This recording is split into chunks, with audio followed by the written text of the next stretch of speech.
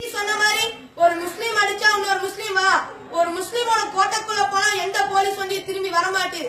அதே மாதிரி இந்துவோட கோட்டைக்குள்ள எந்த போலீஸ் வண்டி வந்தாலும் திரும்பி போகாத நிலைமைய நாம திருப்பி பண்ணணும். ஒரு இந்துவை கைது செஞ்சா இன்னொரு இந்து தட்டி கேட்கணும். பயந்துட்டு இருக்க கூடாது. ஏன் இந்துவா பிறந்த அவமானமா? நாமளும் தாய்ப்பாலுதான் குடிக்கிறோம், அவனும் தாய்ப்பாலுதான் குடிக்கிறோம். நாம அவங்க மட்டும் ஹார்லிக்ஸ் போன்விட்டா குழந்தைங்க குடிக்கிறாங்க இல்ல, எல்லாருமே தாய்ப்பால் தான் குடிக்கிறார். அவனுக்கு இருக்கிற வீரம் நம்ம இந்துக்களுக்கு ஏன் வரமாட்டேது? காரணம் பயம். பயந்தா மட்டும் செயல்பட முடியாது. நாட்டுல நாம இருக்கிற பயத்தை ஒழிக்கணும். திருமூலர் சொன்னாரு, அகத்தியர் சொன்னாரு, இந்துவா பிறக்கணும். நாம இந்துவா பிறக்கிறதே நமக்கு ஒரு அற்புதமான ஒரு இதாகும்.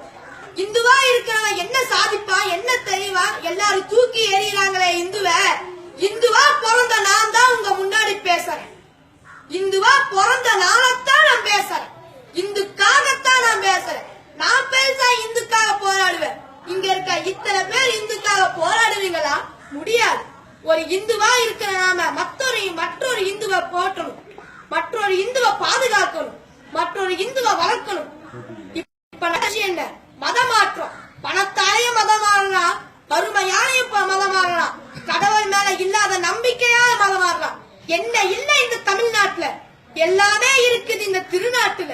முக்கியமா இந்து மதம் இருக்குது.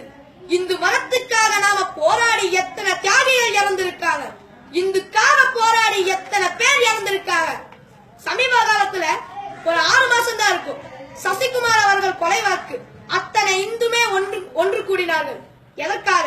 நம் இந்துவை சேர்ந்த நம் இந்து திருமகன் நம் சசிகுமார் செய்தி தொடர்பாளர் அவர்கள் இறந்த காரணத்துக்காக. போலீஸ்காரங்க என்ன பண்றாங்க? நம்ம சசிகுமார கொண்டவங்களை தேர்றே